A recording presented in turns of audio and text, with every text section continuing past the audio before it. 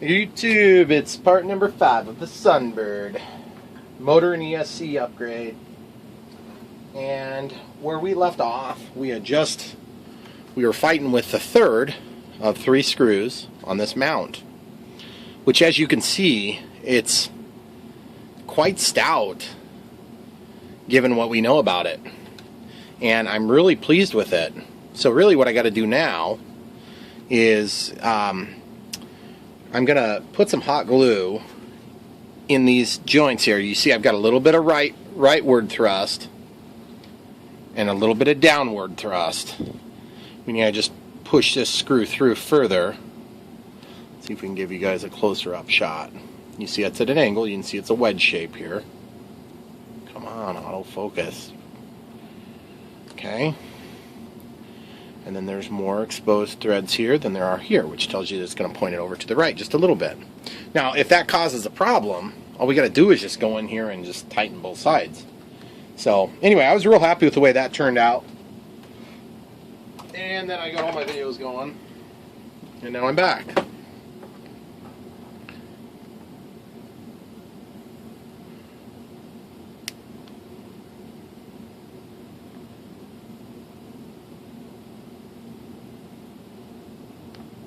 Okay, get it in there, let it cool, lick it, which is disgusting, I realize.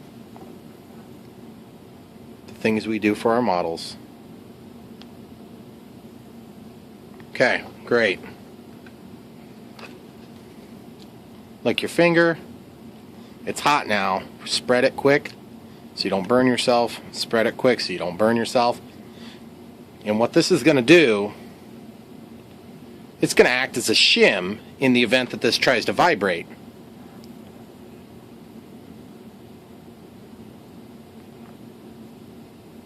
And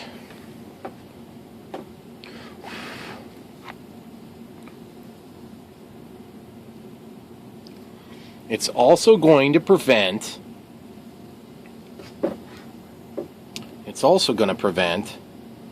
the motor from coming out, hypothetically. And that's it. That's really all I plan to do on that. That's just those contact points. We don't want them to be able to easily loosen, so they will be glued in there. Now my hope is we can just get all this crap hooked back up the way it had been. We'll be ready to rock and roll. We can go out and fly this thing right now, which would be awesome. And of course I'm going to frantically rush around like I've been doing to get everything done, and I want to go out and fly.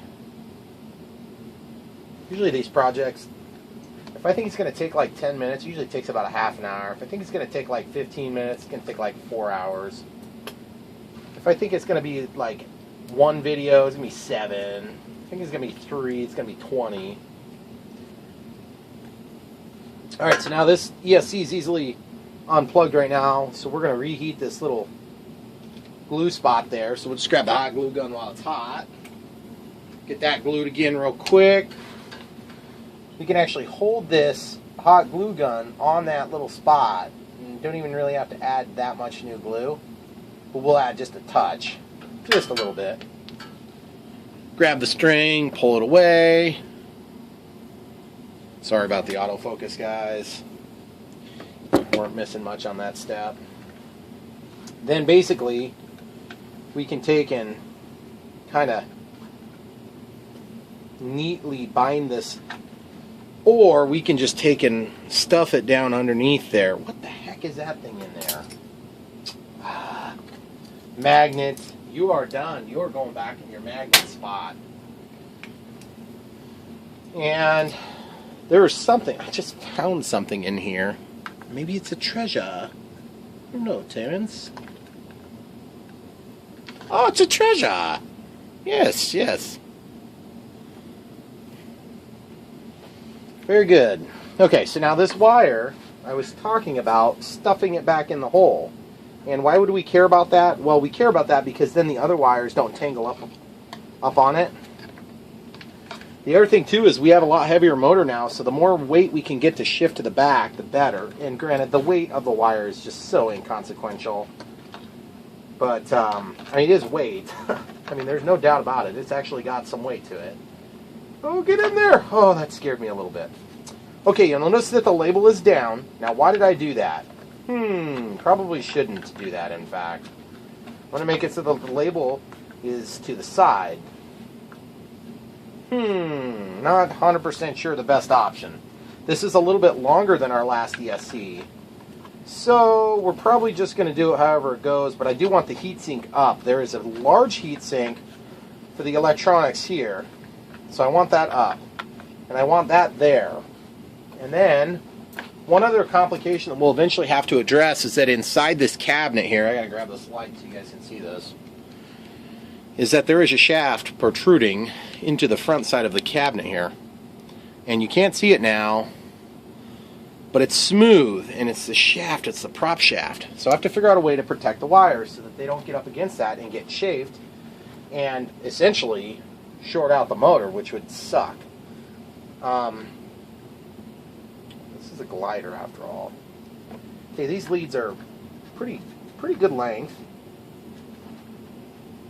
Not like indefinitely long, but they're plenty long to do what we're doing here, which is basically getting these wires landed together. But the forceps are it's just so much easier using forceps to do this stuff. You can sit and brace it.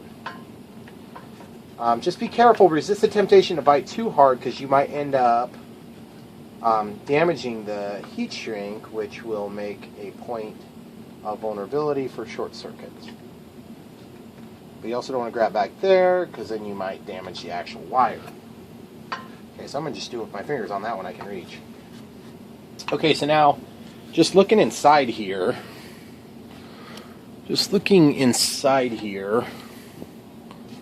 I'm just trying to see if I can just pull that off to the side. That would protect the wires so that they're, out of the way of touching that prop shaft while it's spinning.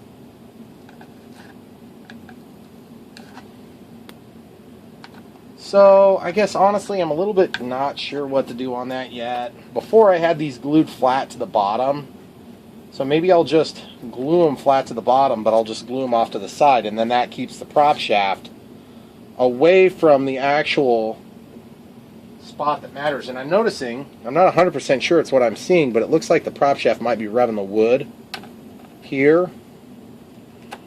So I'm just going to take this knife and just try to trim it just a little, ever so slightly, just to make 100% sure that we don't have a contact point there.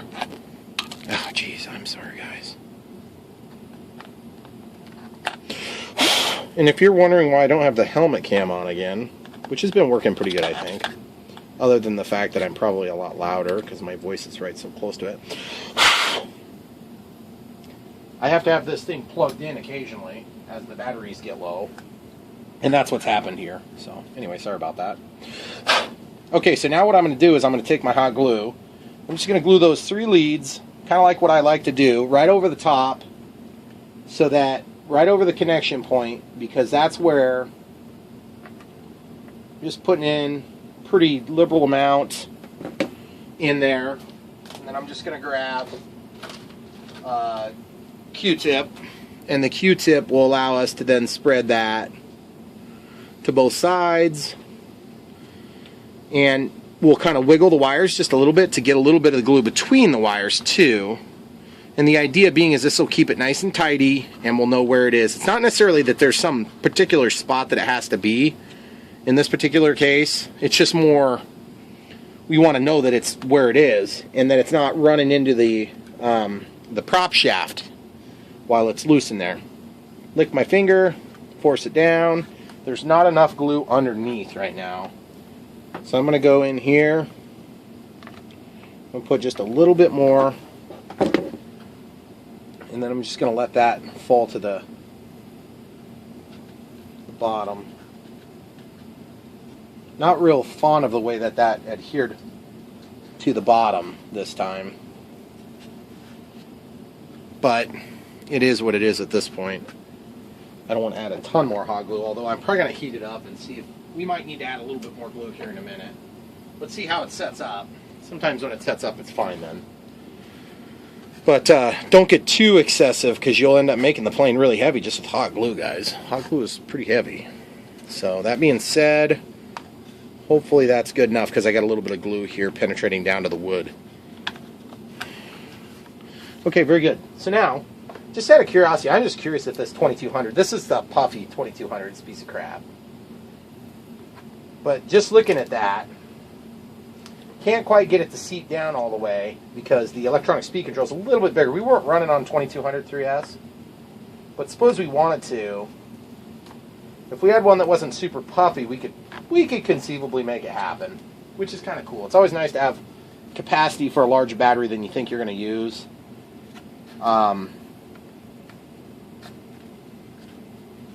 Okay, cool. So, real quick, now that that glue is kind of set up, give you guys a little crack at seeing that good. Now that the glue is set up, we need to kind of just verify everything is solid. Yeah, it's not gonna move. It's not gonna move in flight. So I think we're okay where we are. Because now that we've got the glue around each of the leads are controlled with one another. But then there's only a small contact point to the ground. So I'll probably just do a little teeny bit more on the bottom plate here. And I'm just going to leave the hot glue gun plugged in. So I'll do it over here and I'll show you what I'm going to show you what it looks like here in a minute. Okay. So we just got the glue smeared over the top. I'm just making a little bit larger contact point with the floor of the plane. Now, if you ever do get it overdone with hot glue and you're trying to figure out how to get that out, well, there's a number of ways. Of course, you can grab it out like we did at the beginning of the video with a pair of forceps. But then there's also another way, and that would be to take like a shim or a screwdriver or something of the sort and heat it up with a torch, and then you can scrape a little bit of it off. Just be careful, don't get through to your wires where you short out your wires then. So this is going to protect those wires so that they can't get into a vulnerable spot. And then the wires in this case are going to help protect the motor also. But I'm still going to use this little piece of squishy foam here. I'm just going to stick this in to the nose, just like this, so it's on the top this time. Because remember, we had those screws protruding through before. Well, now we don't have the screws protruding through. We do have the possible... if you get into a crash condition, the battery could slide forward and you don't want it to hit the prop shaft. Even though it's not sharp, it's hard, so it could penetrate the pack, which could cause a fire. So you'll want to be careful to protect your lipos. And particularly, you're really, I mean, at that point, if you're having that severe of a crash, you're probably not really worried about the lipo at that point. You're worried about what you hit. And whether that's you know, something important or something unimportant, you still want to be careful. Okay, great. So now, at this point, I think we're about ready to start working on getting things adapted back. But let's just make sure everything's working still. Throttle cut's on. All the switches are in the right position. 2200 3S. Okay, so we got everything working here. Okay, throttle cuts off. And that noise is the CA, remember? This shaft is nice and solid. I don't see any movement. It just, you know, you want that to look solid there. And it's definitely moving the right way, which is good.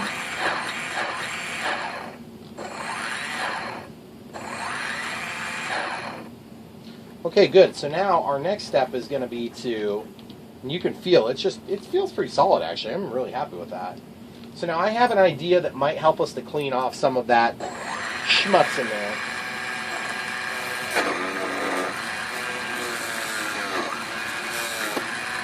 Not going to work.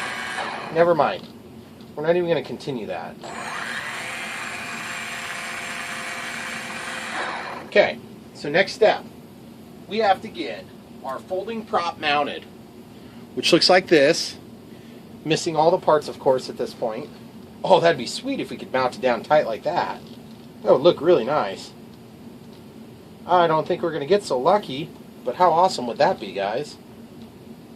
And the other thing is, really, it'd be better to have this housing needs to be actually a little bit bigger to handle the larger size of this motor, because you see the folding prop doesn't fold all the way back. Now it's good enough for what we're doing, and to be honest, I'll probably buy a better folding prop if this ends up working out well, which I expect that it will, or I wouldn't be doing it. So first step, grab all the collet crap and bring it over where the camera is. Okay, we got this prop as a fallback that had been working with this collet, and this is the little adapter that pulls the collet tight onto the prop shaft. Okay, so it goes like this, and then as you tighten the front, it squishes down onto the prop shaft. So if we slide that all the way on, okay, that's wonderful, and then this will actually tighten as we put this on.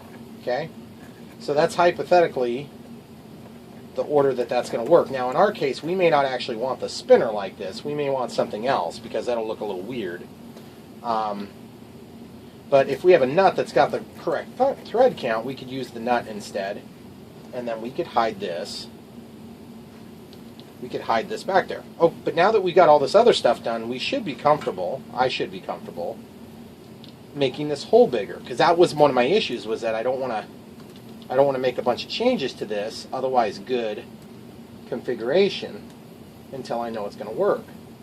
So one thought I have is we can do this a couple of different ways. One way would be we warm up this aluminum just a little bit, and then we actually thread this in, which would be kind of cool. Actually, I kind of like that, because then this could act as the nut potentially. I like that idea. We'll try that first. If that doesn't work, the next step will be to just open this up with a drill, and then once we've opened it up, then we'll be able to slide it through and then put a nut on. So why don't we try the first step. So I'm going to just take this back piece off, and I'm just trying to think if I want to use a torch or if I want to use something else. Okay, so we got that hot. Unplugging the battery. We don't need this on right now. We don't want to overheat it. Just a little bit, guys. That's why I'm using my bare hand so I can feel it. That thing is very hot. Very hot. A little hotter than I expected it might be, and that's why I dropped it like a big pansy. But a big pansy who has all his fingers and all his toes. Okay. So we'll do this again.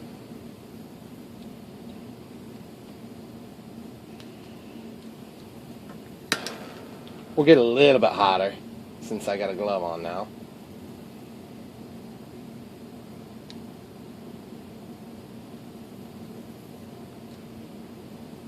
Ooh, that's hot. And it would help if you put the right glove on me. I'll put a cotton glove on this time. That'll protect my fingers. Problem is I don't really have a good anything to hold on to. So I need to get a different tool that I can... Remember, aluminum is soft, and so if you're not careful, you will damage it. So I'm going to hold here, which is off the threads, okay? Remember, we're just trying to start this threading. We're not trying to actually get it all the way through, necessarily. Although, I mean, ultimately we will. But we got to get it started before we get all the way through, right? So I'm just going to hold it in the same spot and just work it. Preferably work it so it's squarely going in the hole if it's possible. Resist the temptation to grab onto the props to use them for extra leverage. They're not strong enough to handle that torque. Okay, so it's through. Okay, guys? But you can see we're stressing that a lot. So what I'm going to do is I'm going to actually come out of it. I'm going to see if I can find what size this is. It's probably some strange metric size is my guess. So my goal is if I can find what size this is, I can just use a bolt. Or, even better yet, if you have a tap set, you can use a tap. Okay, so everything looks okay on that. I do have a tap set. Let me look. I'll see if I can find something for this real quick. M508. Okay. That's what this is. Okay? So, that being understood, I could hypothetically tap this hole with the proper tap instead of just going with the heat method. Okay?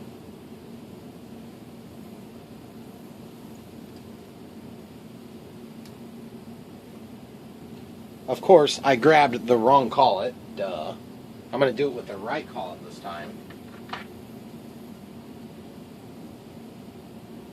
Okay, that's an M7 1.0. Okay? M7 1.0. Well, that might be actually a little bit too big. It's the right thread count, but it looks a little bit thicker.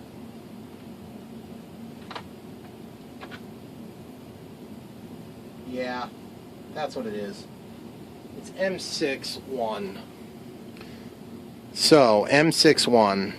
Yeah, that's definitely it. Okay, so now I'm not going to put it into a tool yet. I'm just going to see if I can get it to go in. Yep, it did.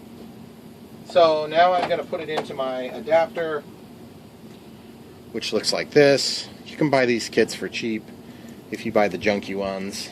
I have junky ones here, and then at work I have good ones. Because at work it matters. Here it doesn't. Okay, so I'm just working it. This is plastic after all for everybody.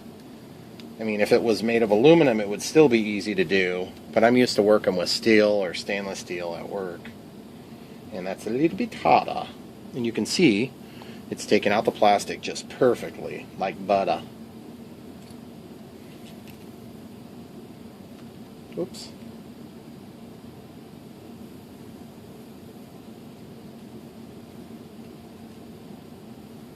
Sorry folks, my tool slipped. Can't imagine this crappy set would ever have a mistake like that. Okay, so you can see it's got all this nastiness. It's a lot easier than getting stainless steel off of there. Okay, so we're just going to back this off. And some guys will take and stick this into the chuck of their drill, which is fine if you're really good at it.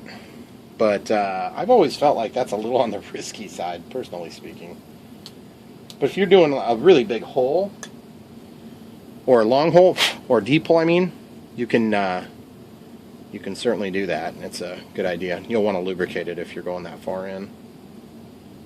Or, like me, now that it's done and it's working, and you've already got the hole established, you can go ahead and mount that in there, and you can work the tap forward and backward.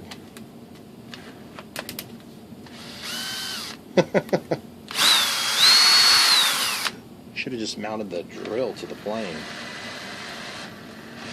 Okay, so we're going back and forth. Cleaning the tip. Okay, very good. Now it's threaded, guys. Let's see if we can actually assemble this. That'd be sweet. So what that means is that even though we still need this to bite the shaft, we may or may not need a nut to actually go onto the tip of this, which means we can put our spinner adapter back on. Okay? Now, if there's tons of wonky play on it, it's not going to work well either. I don't think there's a lot of wonky play. I think it's pretty darn good. Although I'd still like to find a nut that's appropriately sized, and we can more or less double nut it down here. Double nutting it means that you have two nuts back to back. Most of you already probably know that. I realize, but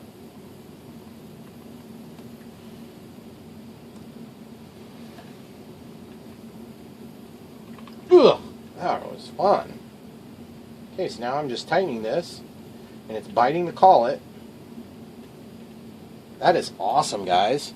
Now, if our prop is going the right way, which is this way, incidentally, on a folding prop, if you want it to go the other way, you take the screw off, nope, that's not right. You just gotta basically buy the correct blades. Otherwise it'll be super inefficient, but it will still produce thrust in both directions.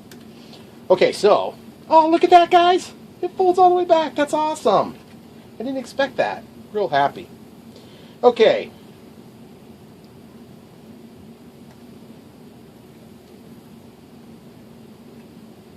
Alright, so that's pretty tight, guys. Could I go tighter? Maybe. I don't know. Probably not, actually. The other thing is, if a guy wanted to, he could use this as the double knot. Because look, that fits, actually, so that you can still get this nose cone on, I think. Are you kidding me? That is so awesome. Okay, well, I guess there you have it, guys.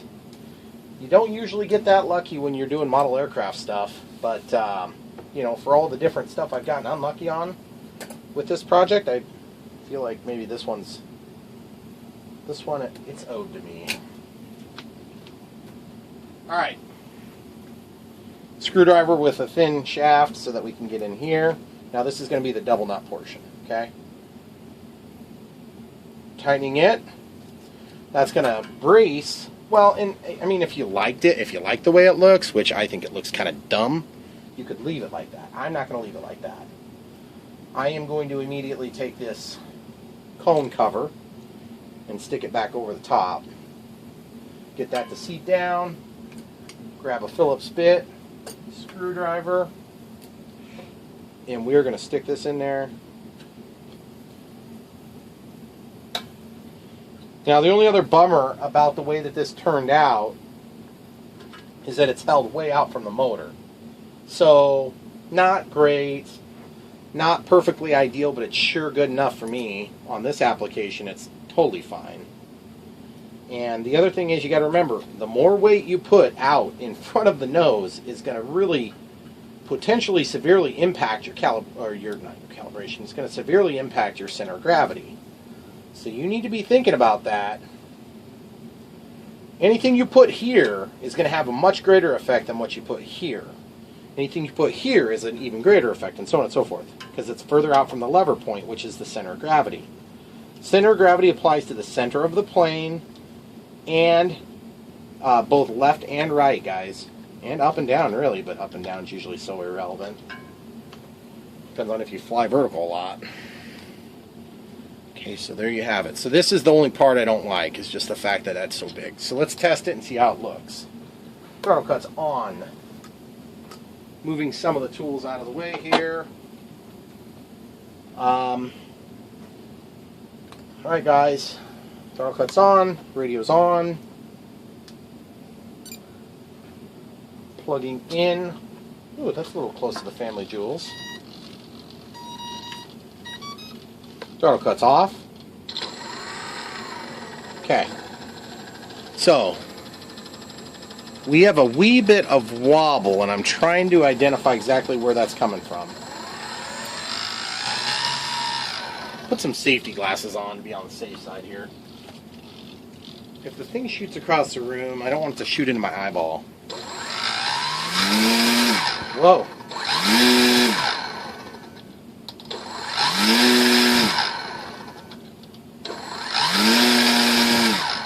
There's definitely a little bit of a wobble, but I'm not going to sit here and say that the wobble is of huge consequence. I don't think it's going to really matter.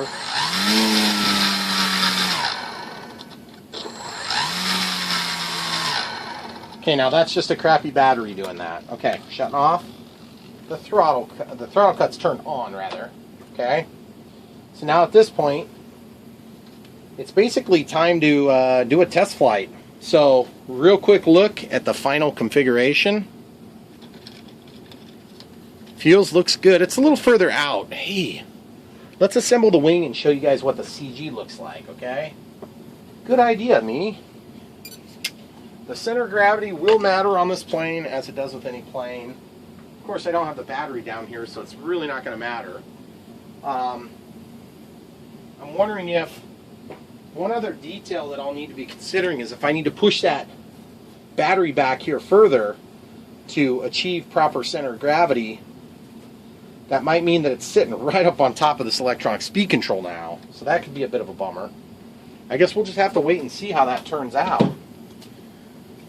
But right now, I think the next move is just go ahead and get this stuff plugged in, get the wires pulled back where they belong.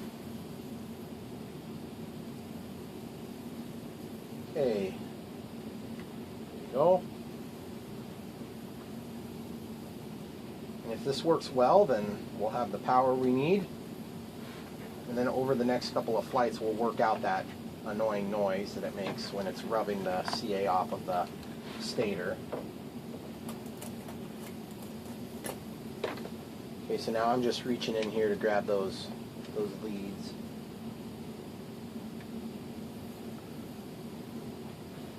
I only use the forceps to get it started because I happen to have them. I could do it without forceps, just a lot more work.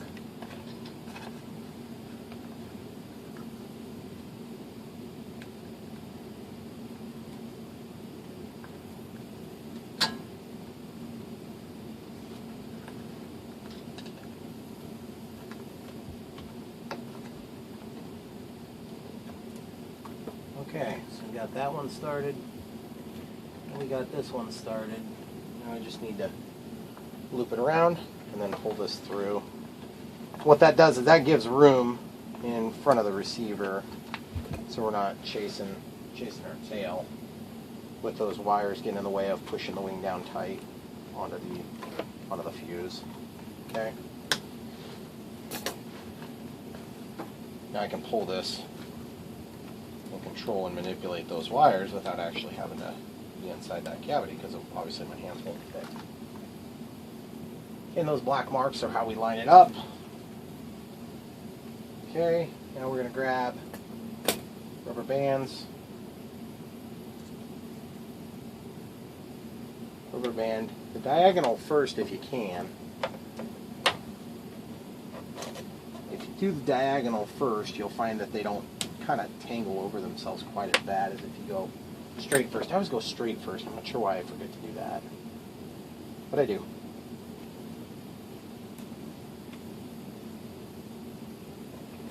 And you might have noticed when I do the Bird of Time, I put like 6 sets of rubber bands on, maybe 5 sets of rubber bands, depending on how many I have with me. That's because it's a heavy plane.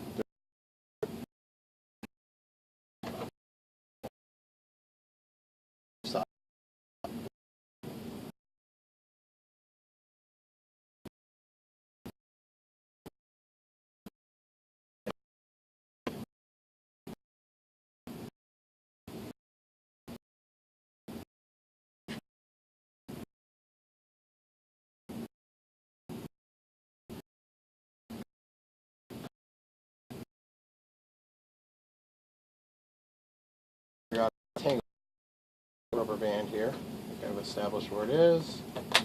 Okay, so now that's fixed.